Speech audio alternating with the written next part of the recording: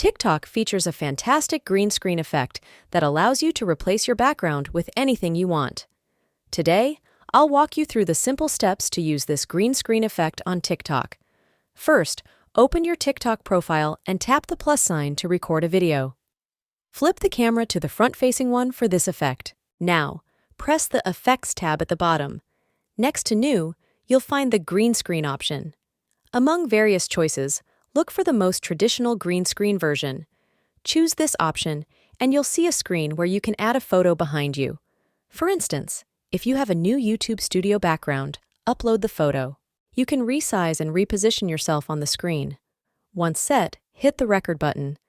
Be mindful of your positioning to avoid getting cropped, and when you're ready, press the check mark. This takes you to the playback page where you can preview your video. Post it just like any other TikTok video. If you found this tutorial helpful, like, share, and subscribe for more tips. See you next time for another exciting tutorial. Until then, happy exploring!